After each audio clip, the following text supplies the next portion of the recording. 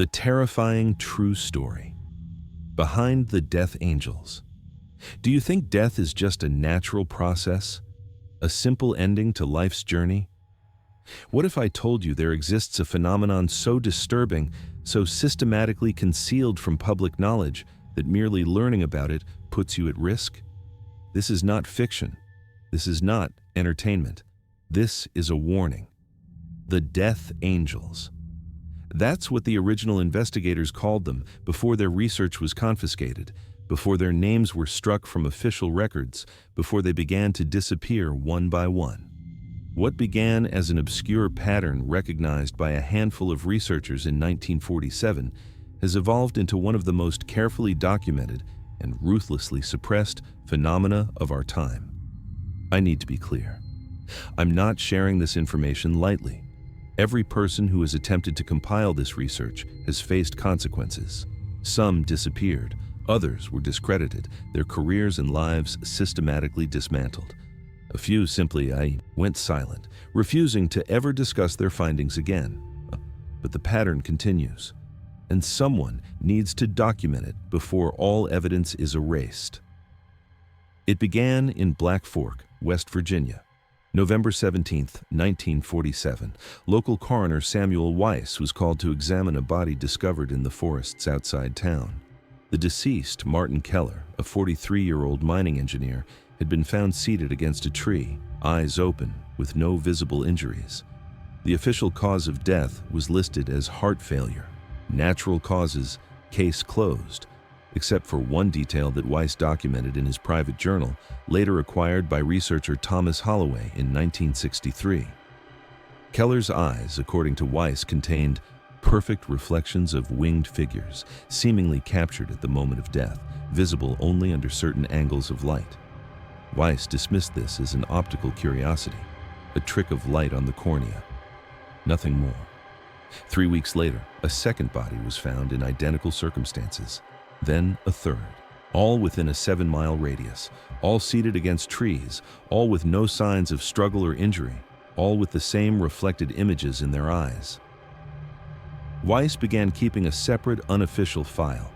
He photographed the eyes of each victim before burial. He documented the positioning of the bodies. He noted another pattern. Each victim had been reported missing for exactly 27 hours before discovery. Not 26, not 28. Precisely 27 hours from last confirmed sighting to discovery of the body. By February 1948, the death count had reached 7. Local authorities contacted the FBI. Agent Lawrence Merrick arrived on February 11th. On February 12th, all of Weiss's unofficial records were confiscated.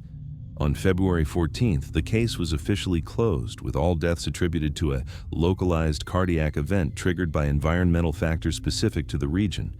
Weiss was instructed never to discuss the case again. He didn't. He committed suicide on February 28, 1948, hanging. His final Ledanzhanutsi journal entry, which escaped confiscation, contained a single sentence: "They don't arrive at death, they bring it." The pattern in Black Fork ended. 7 deaths, 7 bodies, 7 reflected images. The case faded from memory, buried under official explanations and the passage of time. Life continued. The world moved on. Until December 3, 1952. Clarksdale, Mississippi. The body of Eleanor Wilkins, a 36-year-old librarian, was found seated against the wall in an abandoned barn 2 miles outside town. No signs of injury. Eyes open. Reported missing exactly 27 hours before discovery. Local medical examiner Dr. James Holland noted in his report unusual reflective properties in the corneal tissue. The death was ruled natural causes. 6 more deaths followed. Same pattern, 7 victims, all found seated upright against vertical surfaces, all with the same reflected images in their eyes, according to Holland's privately maintained records, all missing for exactly 27 hours. Holland, unlike Weiss, did not keep his concerns private. He contacted medical colleagues in neighboring counties. He wrote letters to the state medical board. He even attempted to publish his findings in a medical journal. His article was rejected. His letters went unanswered. His colleagues stopped returning his calls. On March 17, 1953, federal agents arrived in Clarksdale. They confiscated Holland's records. The deaths were attributed to undiagnosed heart conditions exacerbated by winter conditions. The case was closed. Holland did not commit suicide. He disappeared. April 2, 1953, his car was found abandoned on a rural highway. Inside was a single note: "They come in sevens. They appear as angels. They are not angels," the pattern repeated. 7 deaths in Wichita, Kansas in 1959, 7 in Albany, New York in 1966, 7 in Oakland, California in 1974. Each cluster separated by years and hundreds of miles, each following the identical pattern, each investigated by local authorities, each eventually suppressed by federal intervention. Each primary investigator either silenced, discredited, or vanished. Thomas Holloway, a criminology professor at Columbia University, began connecting these cases in 1963. What started as research for a book on unusual death patterns became his obsession. He traveled the country, interviewing witnesses, family members, and local officials. He collected what little documentation had escaped confiscation. He began to construct a timeline, a pattern, a theory. By 1975, Holloway had identified 84 deaths across 12 clusters spanning nearly 3 decades, all following the same signature, all officially explained away, all connected to missing or discredited investigators. He compiled his research into a manuscript titled "The Death Angels: A Pattern of Supernatural Predation in Modern America." The manuscript was never published. On September 14, 1975, Holloway's office at Columbia was destroyed in a fire. All his research was lost. His academic reputation was systematically dismantled following allegations of research misconduct and mental instability. He was dismissed from his position. His previous publications were discredited. He died in obscurity in a psychiatric facility in 1983, diagnosed with paranoid schizophrenia. But one copy of his manuscript survived. Holloway had sent it to a former student, Rebecca Chen, days before the fire. Chen kept it hidden, afraid to come forward after witnessing Holloway's destruction. In 1991, suffering from terminal cancer and with nothing left to lose, she passed the manuscript to investigative journalist Michael Grayson. Grayson approached the material with skepticism. He fact-checked Holloway's research, verifying death records, interviewing available witnesses, and searching for additional cases that fit the pattern. What he discovered disturbed him deeply. Not only were Holloway's documented cases verifiable, but the pattern had continued. 7 deaths in Boulder, Colorado in 1981, 7 in Portland, Maine in 1988, 7 in Austin, Texas in 1995. During Grayson's own investigation, the pattern was accelerating, the gaps between clusters were shrinking. Grayson also discovered something Holloway had missed, a connection to local folklore predating each death cluster. In each location, within the year before the first death, there had been reported sightings of unusual aerial phenomena. Not UFOs, but what witnesses consistently described as humanoid figures with wings, observed at dusk or dawn. These sightings were typically dismissed as optical illusions, large birds, or mass hysteria. They never made national news. They were local curiosities, quickly forgotten, until the bodies started appearing. Grayson compiled his findings into a series of articles scheduled to run in the Atlantic Monthly beginning in November 1997. The first article was pulled the day before publication. The entire series was canceled. Grayson was fired. His research disappeared from his home office. His computerized records were corrupted. He began receiving threatening phone calls. Strange figures were observed watching his house.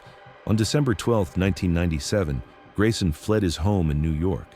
He went off the grid, communicating only through encrypted channels with a small network of trusted allies. From hiding, he continued his research, documenting 7 deaths in Savannah, Georgia in 2002, 7 in Duluth, Minnesota in 2008, and 7 in Flagstaff, Arizona in 2013. The pattern was undeniable, but the why remained elusive. What were these entities? Why did they take exactly 7 victims before disappearing? Why the 27-hour window? Why were they reflected in the eyes of the dead? And most importantly, Why was knowledge of their existence so aggressively suppressed? In 2015, Grayson made contact with Dr. Elizabeth Walsh, a theoretical physicist with a background in fringe science research. Walsh had independently stumbled onto the pattern while researching unusual electromagnetic phenomena associated with unexplained deaths. Together, they formed a hypothesis so disturbing that both hesitated to document it formally. The death angels, they concluded, were not supernatural in the traditional sense. They were interdimensional predators, entities existing in a dimension adjacent to our own, capable of temporarily manifesting in our reality. Their appearance as winged humanoids was simply the closest approximation our minds could construct of their true form. The 27-hour window represented the feeding cycle, the time required to extract whatever energy they harvested from human beings. The reflection in the eyes of victims wasn't a reflection at all. It was a capture, the last thing they saw before death, permanently imprinted on the cornea through a process unknown to conventional science. The entities were visible only at the moment of death, when the barrier between dimensions temporarily thinned.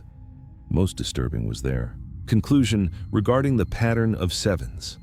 The death angels weren't random predators, they were methodical harvesters. 7 deaths created a pattern, a signature in reality itself, that allowed them to more easily return to the same dimensional coordinates.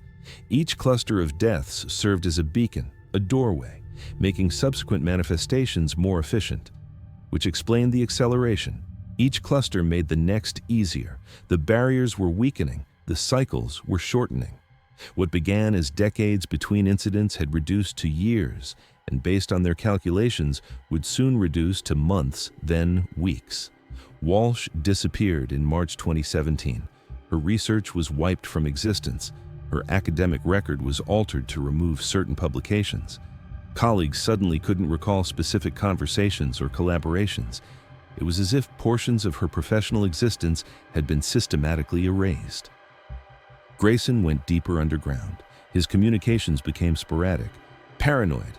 His last verified message, received by a trusted contact in November 2019, contained only coordinates and a date, 47.03.78 de Groen, 122 non 9000 W, 12/3/2019, Aberdeen, Washington, December 3, 2019. The body of James Keller, a 41-year-old forest ranger, was found seated against a tree in the Olympic National Forest. No signs of injury or struggle. Eyes open, missing for exactly 27 hours. The official cause of death, heart failure. 6 more bodies would be discovered in the following weeks. Same pattern, same signature. What makes the Aberdeen cluster significant isn't just its recency. It's what happened afterward. For the first time in the documented history of the phenomenon, federal authorities didn't immediately confiscate records or discredit investigators. Local medical examiner Dr. Sarah Nguyen was allowed to complete her examination and file her report, including her observations of unusual reflective properties in the victim's eyes. The report was publicly available for 73 hours before being classified. In those 73 hours, it was downloaded 27 times according to server logs. The information spread, the pattern was exposed, and something changed. 7 deaths in Traverse City, Michigan in June 2020, 7 in Flagstaff, Arizona in October 2020, 7 in Eugene, Oregon in February 2021. The acceleration had begun. But now there was another pattern emerging. Each new cluster was being documented, not by official sources, but by ordinary people. Smartphone photos, social media posts, encrypted message boards. The information couldn't be completely suppressed anymore, and the death angels seemed to be responding to this exposure. The 27-hour window shortened to 23 hours in 2021, then to 19 hours by 2022. The reflected images in victims' eyes became clearer, more defined. Witnesses began reporting actual sightings, not just before the clusters, but during them. Brief peripheral glimpses of winged figures, always at dawn or dusk, always near where bodies would later be discovered. The most recent cluster, Monterey, California, September 2024, broke the pattern completely. 7 victims, yes, but not found seated against trees or walls.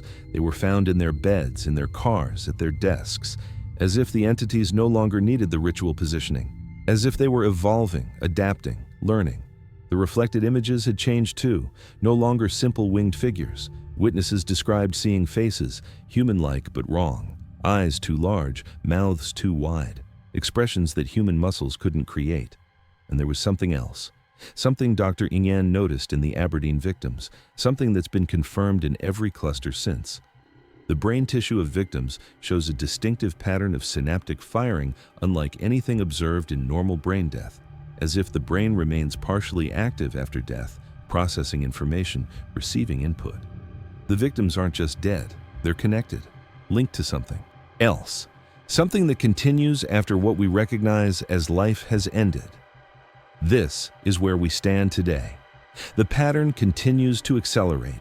Based on the progression, the next cluster should appear in December 2025. The location is impossible to predict, but the signature will be unmistakable. 7 deaths, no visible cause, eyes containing reflections that shouldn't exist. But here's what terrifies me the most. What Grayson discovered before his disappearance, what Walsh calculated before she vanished. These clusters aren't random. They're forming a larger pattern across time and geography. When mapped, they create a sigil, a symbol of immense complexity that's slowly being drawn across the North American continent. 5 more clusters will complete it. 5 more 7s, 35 more deaths. And when the pattern is complete, the barrier doesn't just thin, it collapses. This isn't just about individual deaths anymore. It's about something coming through, something that the death angels are merely heralding, preparing the way for. I've compiled this information at great personal risk. Already I've observed unusual patterns in my daily life. Electronics malfunctioning, glimpses of movement in reflective surfaces, the sensation of being watched during the transitional hours of dawn and dusk. I don't expect to remain free to continue this research much longer. Why am I telling you this? Because knowledge is the only defense. The pattern has always depended on silence, on suppression, on the ability of authorities to control information.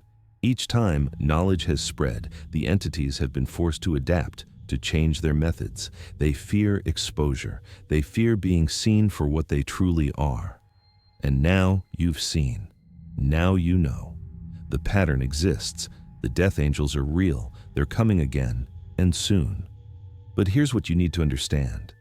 Now that you've consumed this information, you're part of it. The knowledge itself creates a connection, a beacon. They can sense awareness, they're drawn to it. Check the reflection in your eyes tonight. Look carefully, at just the right angle. You might catch a glimpse of wings. You might see something watching back. Does this sound like paranoia? Like delusion? I understand your skepticism. I began as a skeptic too. But the evidence exists. The pattern is real. The deaths continue. If you've read this far, there's only one thing left to do. Share this information. Spread it widely. Create a network of awareness too large to be silenced, too dispersed to be suppressed. The more people who know, the more difficult it becomes for them to maintain their pattern. Each person who becomes aware creates interference in their signal. But be careful. Be vigilant. Watch for the signs. Unusual reflections, lost time, the sensation of being observed during dawn or dusk, winged figures at the edge of vision. If you experience these, you're being marked, you're being selected. The next cluster is coming. December 2025, somewhere in North America. 7 more victims to continue the pattern, 7 more beacons to weaken the barrier. Will you be among them? Or will you be among those who break the pattern? The choice may not be entirely yours, but awareness is the beginning of resistance. Knowledge is a defense against the dark. They thrive in shadows and silence. So bring them into the light, speak their name, watch for their signs, disrupt their pattern. The death angels are coming. They're always coming. And now they know that you know. Watch your reflection tonight. Look carefully. They're already looking back, waiting.